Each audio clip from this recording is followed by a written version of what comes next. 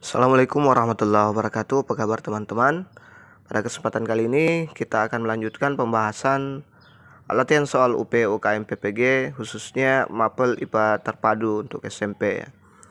Bagi yang baru bergabung, saya mohon bantuannya untuk klik subscribe, like, dan share-nya, dan tonton juga video-video lainnya termasuk part 1 dan 2, dan juga video sosial kepribadian, pedagogi, dan lainnya. Silahkan dibuka di video-video saya di playlist ya. Kemudian yang belum saya respon, mohon maaf ya, yang belum saya respon komentarnya. Saya agak sibuk, jadi sabar ya. Baik, kita langsung masuk ke soal yang pertama. Kompetensi pedagogi, indikator esensial. Diberikan data nilai siswa pada aspek tertentu, peserta dapat menentukan pengambilan keputusan pada data tersebut. Perhatikan diagram batang berikut. Ini ada diagram batang, ada discovery, ada jigsaw, ada konvensional ya, model-model pembelajaran. Ada rata-rata kemampuan kognitif ya. Ini dari 0 sampai 100. Kalau discovery 82,4, kemudian jigsaw 80, konvensional 78,2. Coba kita lihat. Diagram tersebut berupa hasil penelitian tentang skor rata-rata atau post-test kemampuan kognitif siswa yang diajar dengan model pembelajaran discovery, cooperative group investigation, dan konvensional pada materi animalia. Jika Anda sebagai guru ingin menggunakan data tersebut untuk memperbaiki cara mengajar tentang materi animalia di kelas, maka Anda akan melakukan A. Tetap menggunakan model konvensional. B. Akan menggunakan model group investigation atau GI. C. Akan menggunakan model discovery. D. Akan menggunakan paduan model konvensional dan GI. E. Akan menggunakan paduan model konvensional dan inquiry. Coba dijawab dulu.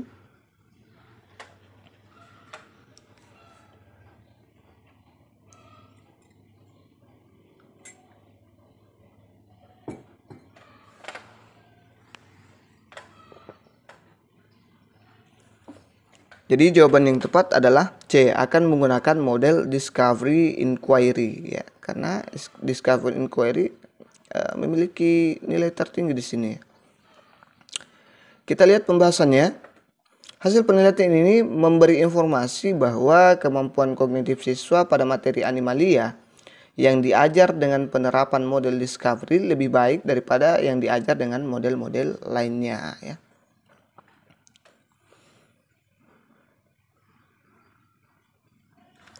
Kita lanjut ke latihan soal berikutnya.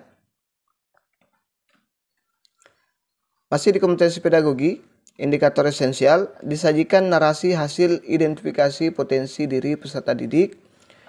Peserta dapat menentukan strategi, pendekatan, media, atau penilaian memfasilitasi pengembangan potensi peserta didik menjadi pembelajar mandiri atau self-regulated learner di dalam kelas, laboratorium, dan luar ruang. Sebelum kita lanjut ke soal, saya mohon bantuannya untuk klik subscribe dan bantu like-nya serta share-nya. Perhatikan kompetensi dasar KD berikut ini. KD 4.5 menyajikan hasil percobaan tentang perubahan bentuk energi, termasuk fotosintesis apabila Anda ingin siswa mencapai KD tersebut. Pada materi fotosintesis,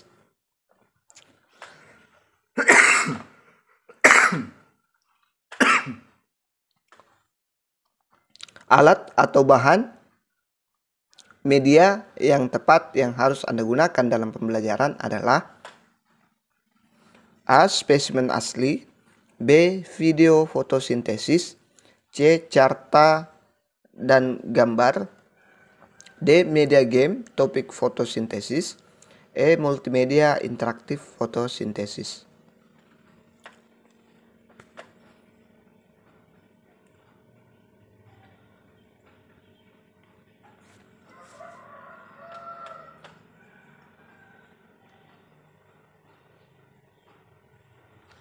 Jadi jawabannya ada di option A, yaitu menggunakan bahan alat media yang paling tepat adalah menggunakan spesimen asli ya.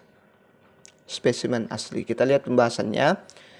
Media pembelajaran menggunakan ide Brunner tentang pembelajaran, yakni pembelajaran seharusnya dimulai dari aktivitas menuju ke representasi ikonik, misal gambar, model, baru menuju simbolik, misal kata-kata. Selain itu, gunakan pertimbangan kerucut pengalaman Edgar Dale berikut. Ini dia yang pengalaman kerucut Edgar Dale. Ada konkret paling bawah, abstrak paling atas ya. Ini ada lambang kata, lambang visual yang teratas ya. Lambang kata, lambang visual, gambar diam, rekaman radio, gambar hidup, pameran, televisi, karya wisata, dramatisasi, benda tiruan atau pengamatan, atau biasa kalau candi dia miniatur, pengalaman langsung ya, konkret pengalaman langsung. Jadi kalau abstrak itu dia masih lambang kata-kata ya.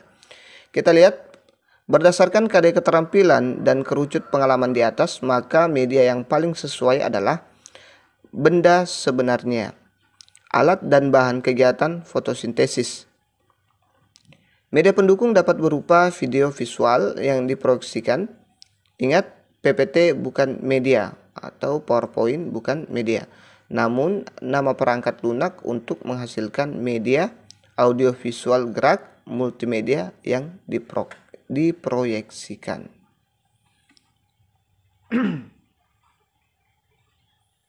Semoga dipahami ya. Kita lanjut ke latihan soal berikutnya. Kalau teman-teman ada yang belum paham, silakan diulang-ulang videonya biar lebih mantap ya. Kompetensi pedagogi indikator esensial, disajikan narasi hasil identifikasi potensi dari peserta didik. Peserta didik dapat menentukan strategi pendekatan media atau penilaian memfasilitasi pengembangan potensi peserta didik menjadi pembelajar mandiri atau self-regulated learner di dalam kelas, laboratorium, dan luar ruang. Kita lihat soalnya. Bu Ana mendapati bahwa siswa-siswanya memiliki gaya belajar kinestetik badani atau body kinestetik. Bu Ana hendak melakukan pembelajaran tekanan pada zat. Pembelajaran yang sesuai adalah A. Meminta siswa membaca materi tekanan zat dan menggarisbawahi kata-kata penting. B. Menugasi siswa secara berkelompok untuk menelusuri internet tentang efek ketinggian atau tekanan udara rendah terhadap prestasi atlet. C. Menunjukkan gejala tekanan, mendiskusikan konsep tekanan, dan berlatih soal tekanan pada zat. D. Meminta siswa menyelidiki pengaruh luas permukaan benda terhadap kedalaman jejaknya bila ditaruh di atas plastisin. E. Memfasilitasi kenyamanan belajar tekanan zat dengan memperdengarkan musik dengan volume yang tidak terlalu keras. Dijawab dulu.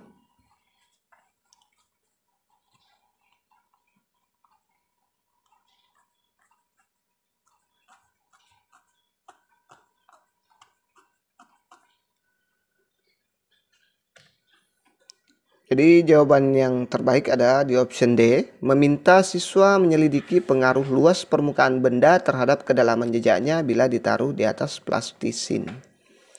Kita lihat pembahasannya. Orang memiliki cara berbeda dalam menyerap dan mengolah informasi, dan selanjutnya menjadi gaya belajarnya ya. Pembelajaran yang sesuai gaya belajar yang dominan dapat membawa manfaat agar penyerapan pengetahuan menjadi lebih cepat dan efektif.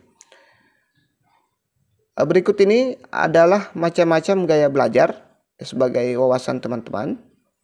Yang pertama, gaya belajar visual. Gaya belajar secara visual ini yaitu kemampuan belajar dengan melihat.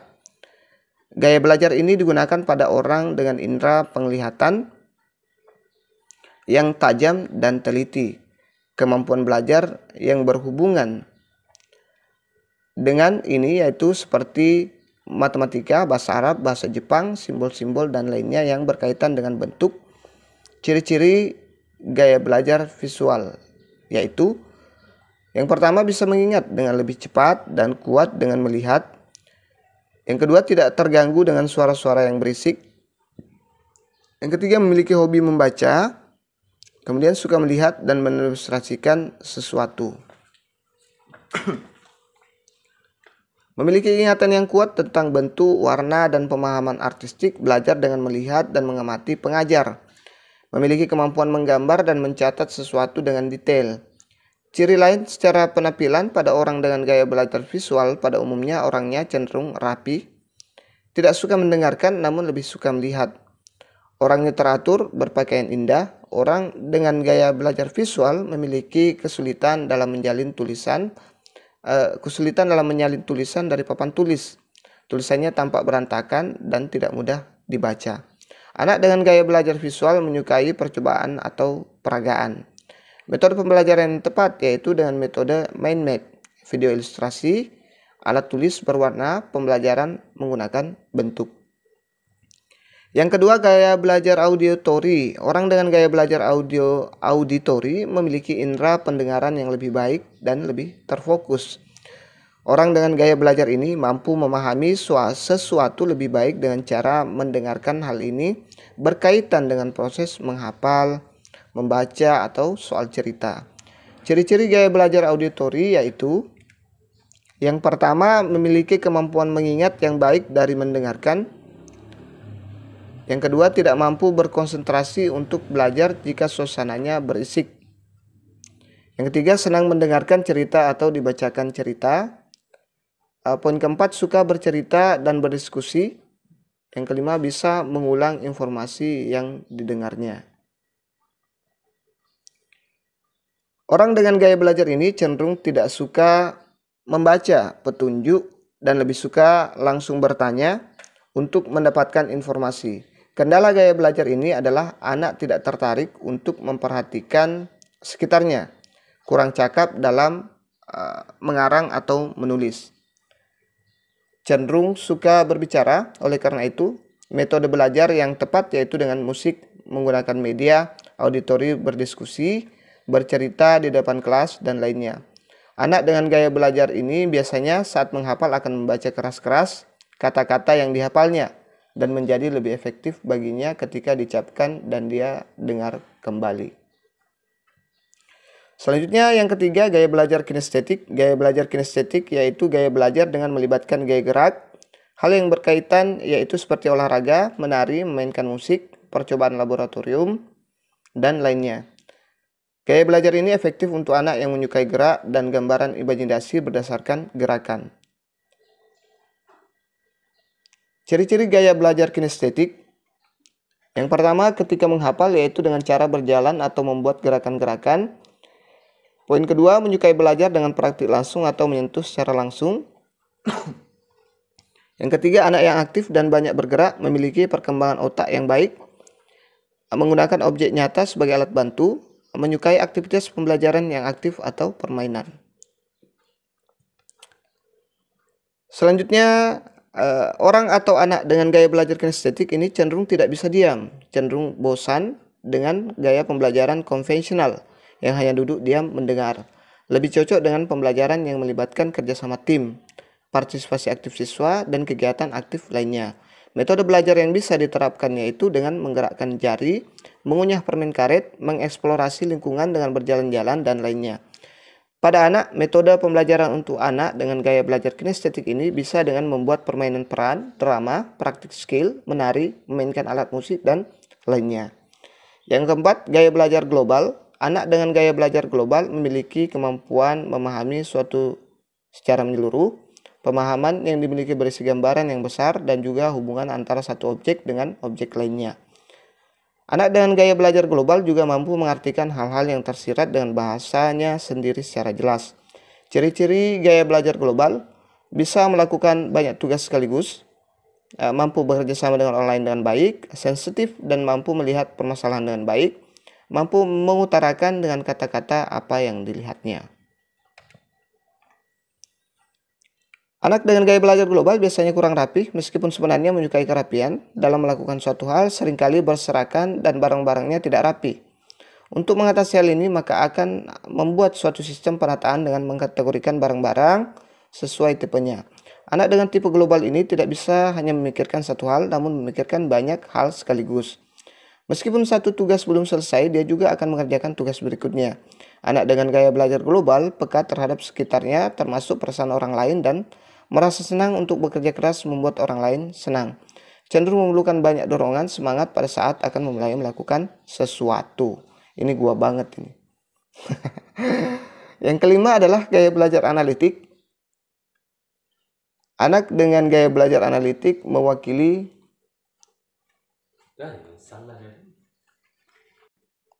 Anak dengan gaya belajar analitik memiliki kemampuan dalam memandang sesuatu cenderung ditelaah terlebih dahulu secara terperinci, spesifik, dan teratur, mengerjakan suatu hal secara bertahap dan urut. Ciri-ciri gaya belajar analitik: yang pertama, berfokus mengerjakan satu tugas, tidak akan ke tugas berikutnya jika tugasnya belum selesai. Berpikir secara logika, tidak menyukai jika ada bagian yang terlewatkan dalam suatu tugas. Cara belajar konsisten dan menetap.